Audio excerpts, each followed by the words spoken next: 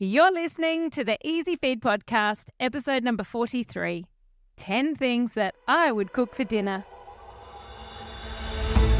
Hi there, I'm Karina Savage, and with over 20 years experience feeding children, including my own, I've learnt all the secrets that busy mums need to get their children eating better and actually enjoying healthy foods. So a huge welcome to the Easy Feed Podcast.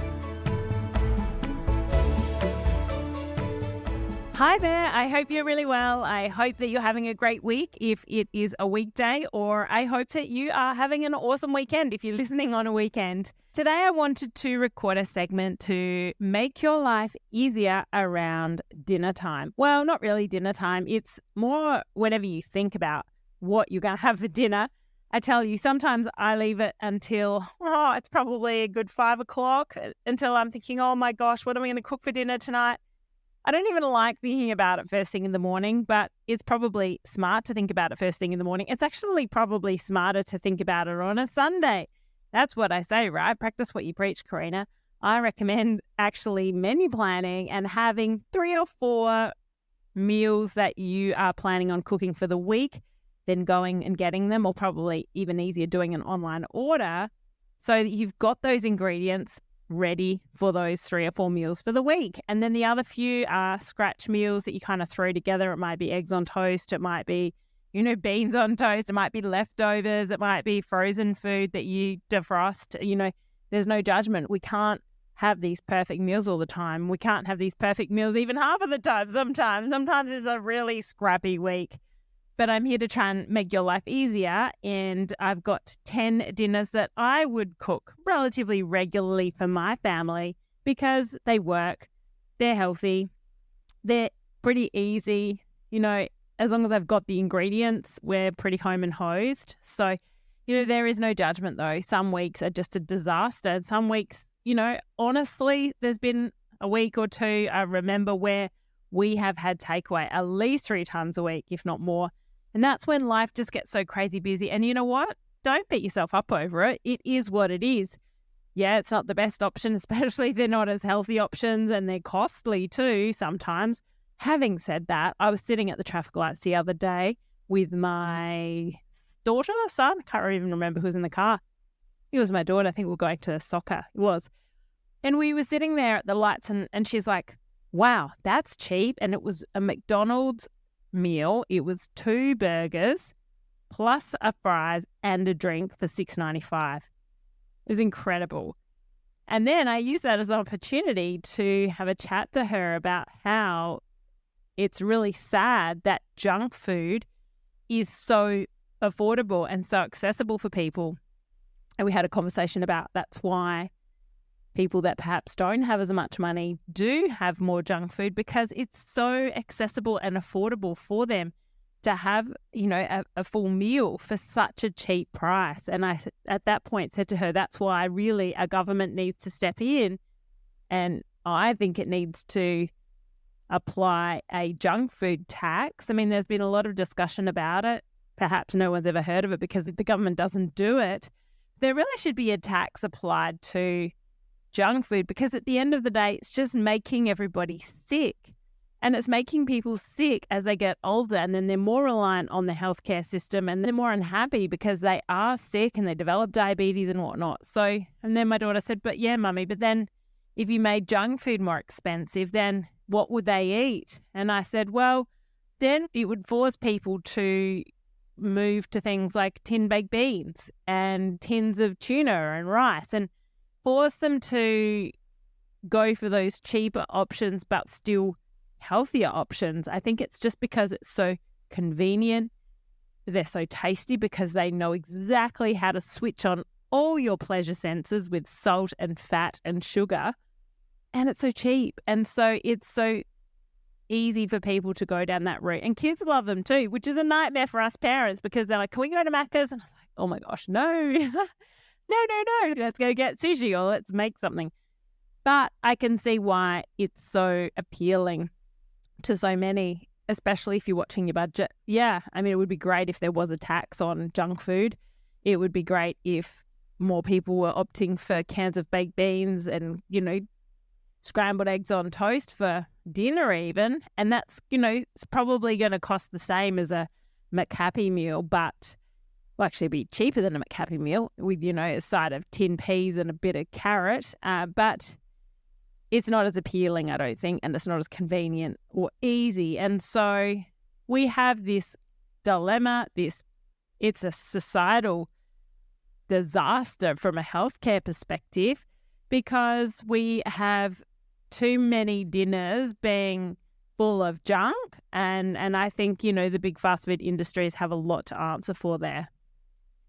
So as a parent, sure, you're going to have those weeks when you do rely on more convenience foods, but hopefully your convenience foods, if possible, takeaway pizzas and, maybe even like a rotisserie chicken and chips and salad, or something that's perhaps a little more well-rounded than just stuck chicken nuggets and fries. But look, there's no judgment. We get McDonald's when we go on family road trips. My husband's sort of made it a thing now, and now my kids expect it. Which is fine. It's a sometimes food, but when it starts to creep in to be a more everyday food or weekly food, I think that's when it becomes a problem. And so I think that's when you got to try and pull it back and go, hang on a minute, let's come up with some other quick, easy cheat nights that is not really, really heavily processed like a, McDonald's Happy Meal. So what are the 10 things that I might cook for dinner? Well, my cheats pasta is right up there. So really what that is, I cook up some spiral pasta. And at the moment, my favourite go-to is the organic spiral pasta just from Woolworths. So that's what I would cook up once it was cooked, and I would try not to overcook it, because if you overcook it, then it just becomes a bit too mushy.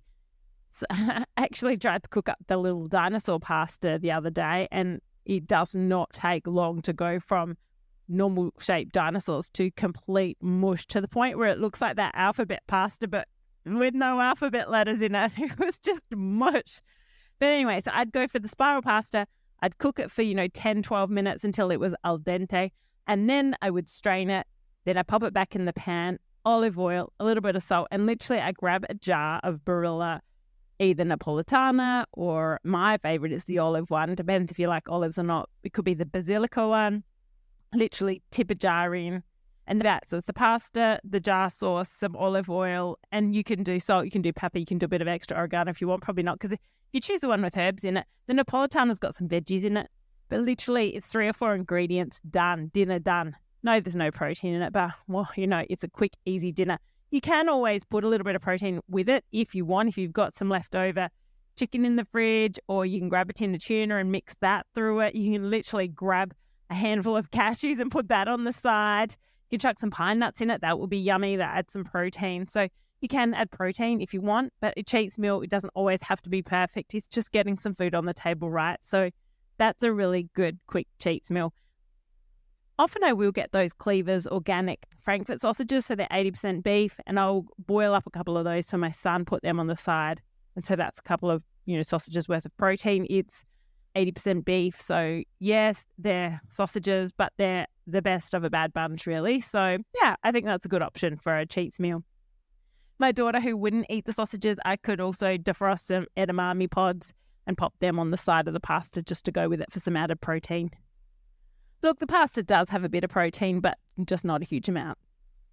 And the extra virgin olive oil that I use at the moment is really the cheapest. I go for Australian extra virgin olive oil, and I literally look at the cost per 100 mils at the moment, because in the past 6 months, olive oil has at least doubled in price. It used to be less than $20 a litre, and now it's often over that per litre. It's crazy. So my advice would be to look for extra virgin olive oil, like cold pressed extra virgin olive oil, and buy the Australian version, and just find the cheapest one you can get.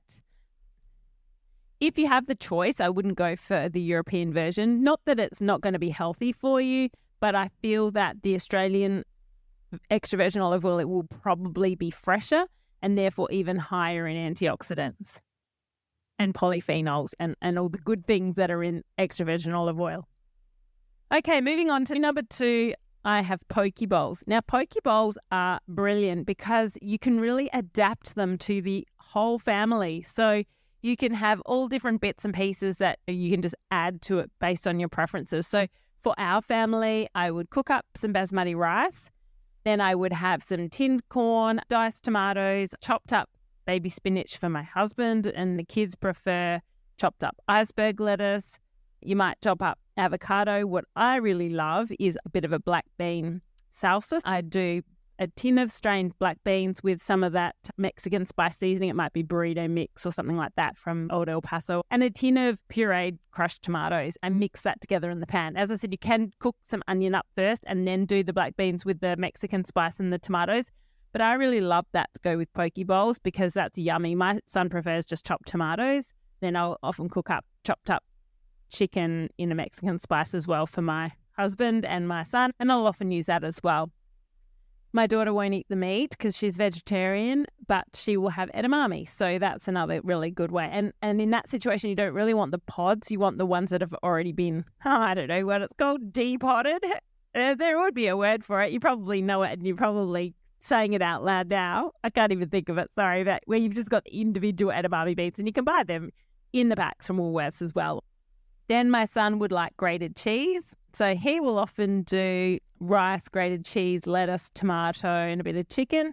My daughter would edamame. Actually, now she's been doing grated carrot. And what she's been doing lately, because she doesn't have the Mexican spice with she won't eat the black beans and she won't eat the chicken.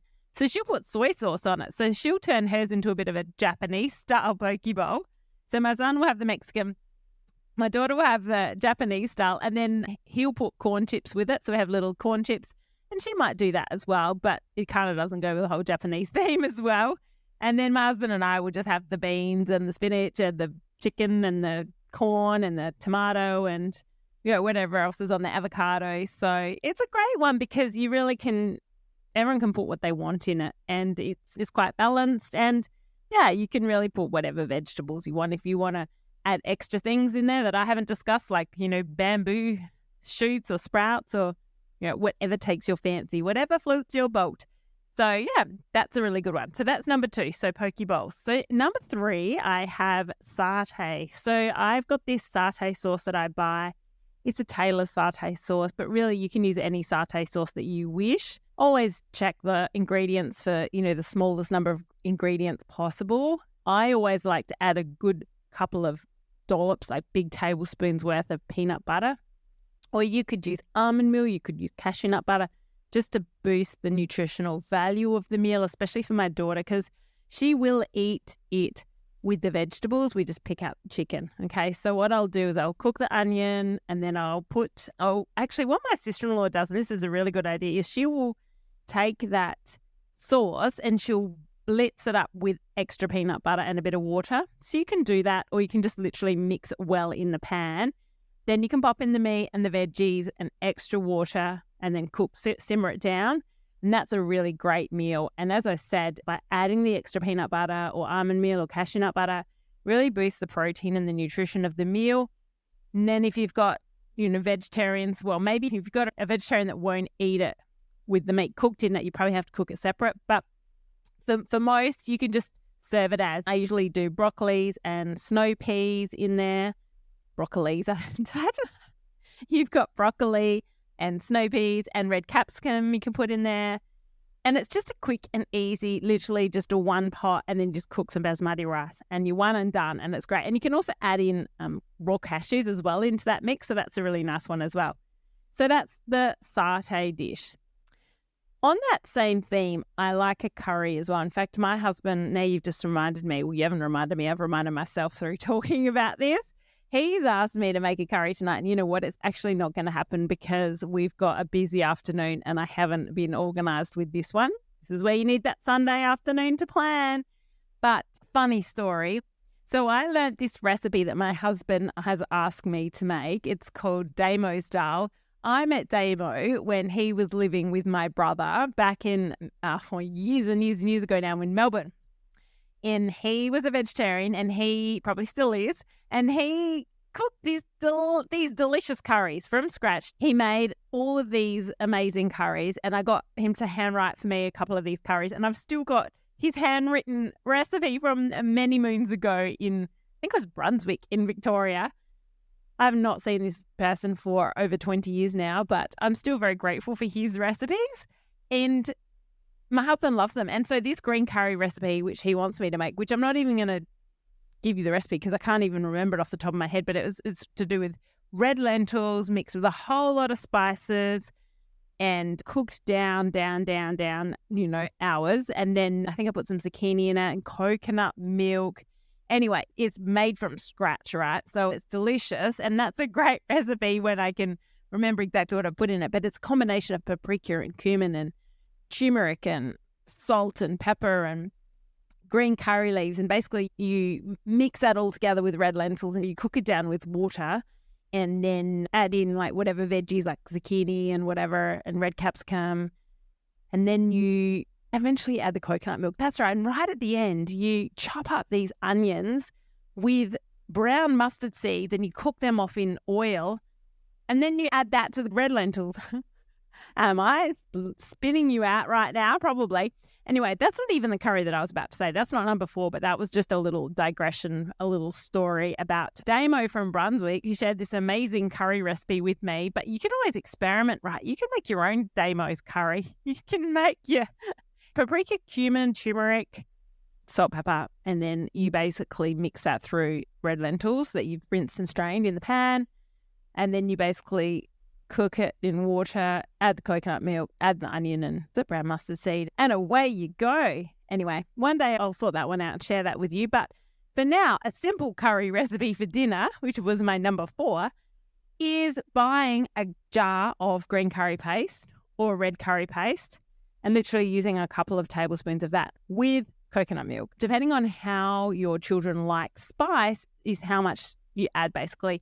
And to your kids' meals, you could always reduce the spice by adding extra yogurt or extra milk to their serve. So it helps dampen the spice. And if you guys, as parents, like it spicier, then you can either put more paste into yours or you keep the strong stuff and take a little bit into a separate pan and add extra milk or coconut milk or a bit of yogurt into their curry dish before you serve it. So that's a little curry recipe, and red curry, green curry. You can serve it with papadums. You can serve it with pita bread that you've popped in the oven. And that's literally simple because all you need is the green curry paste and you need the coconut milk and you're done. And if, as I said, if they don't really like spice, you can add the extra milk, yogurt. You can also grab some cucumbers and serve them up because they're also good to help reduce the spice. So they have like a mouthful of curry and a mouthful of cucumber. So that's a way to manage the spice as well. But it's good just to mix it up and get them to try different things. So curry is a great one there. Okay, moving on to number 5, we have homemade pizza. So homemade pizza is great. I think you can buy the base from the shop and you can make it at home. So you can either buy the bigger ones, you can buy the thicker base or thinner base. You can use wraps as bases. You can use the little mini bases. They're also quite popular. My husband likes those. And you can really use whatever topping you want. I know for kids, they just like cheese. And I'll do the pizza sauce. So I like the Romano, it's called Romano pizza sauce. But basically, it's just a tomato-based pizza sauce. If it doesn't have herbs, then just sprinkle a bit of oregano on there. And then the cheese. If you can get other things on there like roasted capsicum or raw capsicum or mushrooms or a bit of chicken, then great. My kids, they'll serve veggies on the side, so it's kind of like a deconstructed meal, of course. And, well, not of course, my kids are starting to eat things mixed, which is great, but they do like their pizzas more plain. For my husband, what he loves is, and this goes back to a recipe from an Italian pizza place in Adelaide a gazillion years ago, but basically they use balsamic vinegar to soak the chicken. It's delicious. So you could just use rotisserie chicken. They soak it in balsamic vinegar and oil. And then you put it on the pizza with roasted capsicum, spring onions, and then if anything else you want, go on there. But you can literally keep it as simple as that. Maybe, capsicum, spring onions, chicken, cheese, done in the oven. And that's a really quick and easy dinner option for the family. And then you can just serve chopped raw veggies on the side. Okay, moving on to number 6, we have homemade schnitzels. Now, look, if you don't have time to make homemade schnitzels, then buy them. My favourite would probably be, the bought ones would be the Lilydale schnitzels. They're probably the favourite from my family's perspective, aside from my homemade ones. So for homemade schnitzels, I'll literally cut up chicken breast. What I'll do is I'll chop up the chicken breast into slices, little pieces. You could make them as small as nuggets if you wanted to. Then what I do is I have 3 bowls. In the first bowl, I'll either have corn flour or plain flour. In the second bowl, I'll have a couple of eggs that I've beaten up. And then the third bowl, I'll have the breadcrumbs, whether it's panko breadcrumbs or just your regular breadcrumbs. If you make your own breadcrumbs, if you've got a whole bread, pop it in the oven and blitz it up. 50% bread, 50% oats is a great one as well. And that can be your breadcrumbs. So you do chicken breast in the flour, then the egg, then the breadcrumbs, and then I pop it in the pan with extra virgin olive oil to fry. Now, with extra virgin olive oil, you can absolutely fry in extra virgin olive oil. You just have to make sure that it doesn't get too hot, because that's when it goes past its smoke point and that's when it can start burning. But I love extra virgin olive oil for frying for everything, to be honest.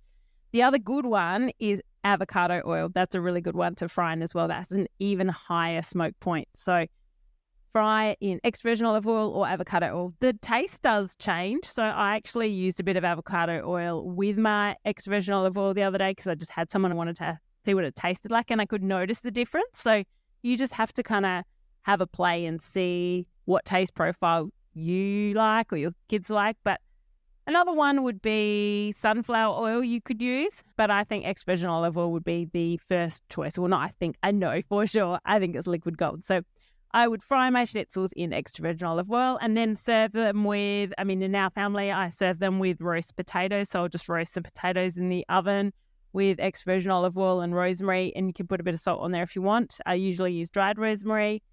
And then I'll serve it with broccoli, steamed broccoli with olive oil and lemon juice. That's a great one. And then just literally chopped raw carrot and chopped red capsicum. I started doing roasted cauliflower as well if you have time. Roasted cauliflower is amazing. If you literally just sprinkle cumin and turmeric and paprika on it and salt and olive oil and just chuck it in the oven, it's so good. But again, now we're getting to a not as quick and easy meal. So if your quick and easy meal is a schnitzel that you've bought and then you just literally serve up some veggies with it, then that's totally fine. Sometimes you might even serve some pasta with it on the side. That's totally fine as well. So homemade schnitzels would be my number 6. Number 7 would be stir fry. So stir fry is a great one because, again, you can serve it separated, deconstructed, or you can serve it mixed. So with stir fry, I would grab the chicken and I would coat it in a little bit of corn flour and then drizzle honey and soy sauce over it, mix it all together. So it's like a honey soy marinade. And then you basically fry that off in extra virgin olive oil. You steam your veggies and then you pop some Hokkien noodles. You could use rice as well, but I like the Hokkien noodles, and pop them in boiling water for a couple of minutes. And basically then you can either serve them deconstructed, you can pour a bit of extra soy sauce on the noodles. And the ketchup mana soy sauce is a good one because it's a bit sweet. So the kids often like that. So you could use that as the honey soy marinade as well, or you can just use the plain soy sauce if you prefer that because you've got the sweetness from the honey already. But on the noodles, the ketchup manis is quite nice. And then, as I said, for you and hubby or you and your partner, you could mix it all together. But for the kids, they may like them separate, deconstructed, and that's totally fine as well. So the veggies I would use again would be like broccoli, celery, capsicum. What else? I wouldn't always use celery, actually. Broccoli, capsicum, snow pea sprouts, cashews is a great one in there as well. Zucchini maybe. Whatever you've really got, but snow peas, broccoli, capsicum, carrot, they're all great ones for the stir fry. And as I said, you could serve it with rice if you want. If you don't have soy sauce, you can always use oyster sauce as another substitute option with the extra virgin olive oil. And yeah, see how you go. As I said, whatever carb you want, really. You can always serve it with couscous as well, but you can scrap that. I'd go with rice or noodles. So stir fry would be my number 7. Number 8 would be sushi. So sushi is a great one. Look, to be honest with you, I tend to just serve this one up for the kids, and rather than my husband, he's not really sushi mad. In fact, I think I could probably count on one hand the number of times I've seen him eat sushi. But sushi is a good one for the kids. I did a segment on this on Sunrise recently on my website. I've probably got the video on how to make it, so you can always check that out because, it's a great family activity. It's a fun one and the kids love it. So it gets them eating good food. It gets them making good food.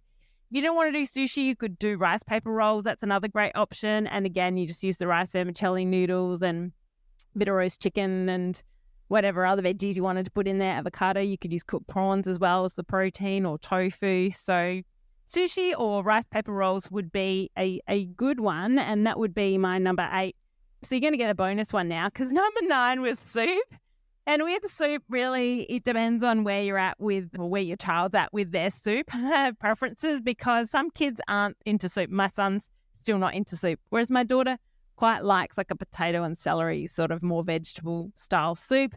Some kids love pumpkin soup, which is amazing. Some kids love all types of soup, pea and ham and, all sorts. So it really depends on what your child's been exposed to, really, at the end of the day, and what the family normally eats. But soup is a great dinner option.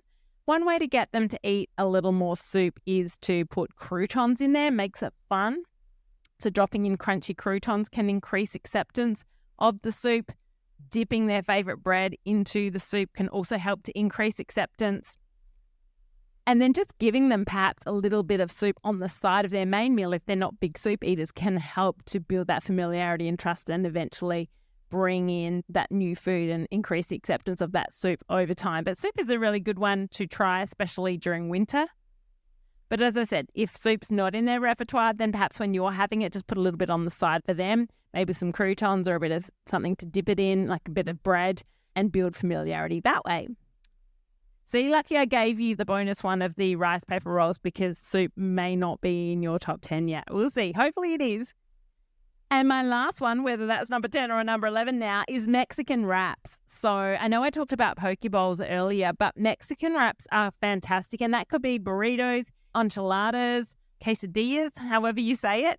But basically, I'm talking about using wraps to make up Mexican rolls. So basically, you pop whatever you want inside the wrap. You can also use taco shells, actually. And that's another great one. And as I said, you can make them at the table, or you can actually pre-roll them and pop them in the oven with extra cheese. Or you could do nachos as well. That's another one. Just quickly grab a packet of corn chips, and then you could sprinkle them with red kidney beans, chopped tomatoes and cheese, pop them in the oven. Or you could use tomato salsa, pop it in the oven. That's another quick and easy snack.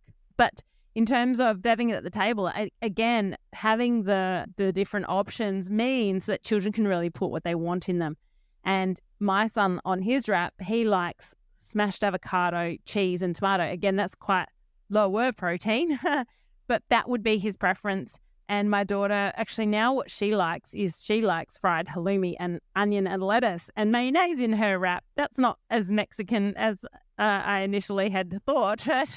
That's not Mexican at all, but that's okay. That's her preference. So she loves halloumi. So wraps are really versatile. And do you know what? They don't have to be, you don't have to cook up the chicken in the spice or whatever. You could just use roast chicken if it's easier again, because it's whatever's easy, right? So wraps are another really quick and easy dinner option. It can be literally chicken, lettuce, mayo wraps with the side of chopped veggies. It can be as simple as that. So wraps can be whatever you want to make them, and you can put whatever you want in them. You can put in the red kidney beans, you can put in the rice, you can put in all sorts of different, chopped veggies and whatnot, cheese, but they can also be very simple. But smashed avocado is a really good base for wraps, or hummus is another one as well. So hummus can also be in the wraps. And we're changing nationalities a little bit, but doesn't matter, whatever goes. And variety is the spice of life, right? So yeah, give that one a go. Okay, so you now have my top 10 or my top 11 different things that I would cook for dinner, just to give you a little bit of inspiration along the way. I hope that's been helpful for you. I'm actually going to wrap this up now, because I have about 3 minutes to get to my children's school to pick them up after school today. So I'm going to get my skates on, and I hope you have a brilliant week, and I will chat to you soon. Bye for now.